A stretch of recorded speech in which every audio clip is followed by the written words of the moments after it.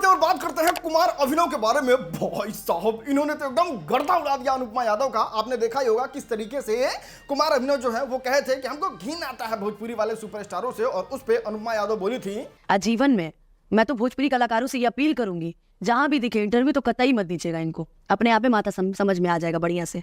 कोई मत दीजिएगा इनको इंटरव्यू, उसके बाद पता चलेगा कि हमारी भोजपुरी कहाँ है और ये कहाँ है, ठीक है ना। अब जैसे ही ये वाला वीडियो कुमार अभिनव तक पहुंचा, भाई साहब क्या लपेटा है। अनुपमा यादव जी, आपकी औकात नहीं है कि मैं आपका इंटरव्यू करूं।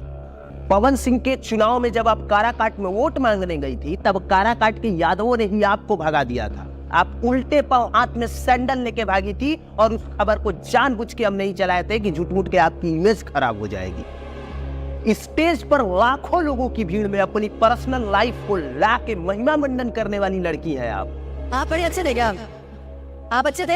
जिस आदमी के नाम से इस आदमी ने मुझे बदनाम किया, जो वही आदमी के साथ सरकार कर रहा है। और एक और बात, लव यू बॉस करके हम अपना कैरियर नहीं बनाया है। इतनी सा मेरा कैरियर है, लेकिन खुद के दम पे बनाया है। ये तो कहने की सामने से बोले बहुत एनर्जी।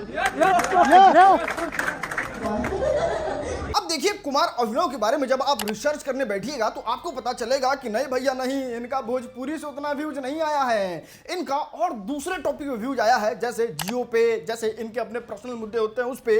और इस बात को आप जान के हैरान हो जाइएगा कि इतने व्यूज आए हैं ना, इतने व्यूज आए हैं कि बड़े बड़े सुपरस्टार का इतना व्यूज अपने गाने पे लाने में पसीना छूट जाए जिसको एक फैन 5 बार सुनता है। इतना ही नहीं, कुमार अभिनव ने सबसे अपील किया, जितने सारे लोग उनको गलत समझ रहे हैं उन सभी से अपील करके कहा कि रील के जमाने में आप लोग तो कम से कम रियल बन जाइए, पूरे चीजों को देखिए। क्या कहा, हम आपको थोड़ा सा वीडियो प्ले कर देते हैं। कि कुमार अभिनव ने ऐसा कहा, तो आप पूछेंगे ना किस संदर्भ में कहा। वो तो एक आधी कटी हुई क्लिप वायरल हुई।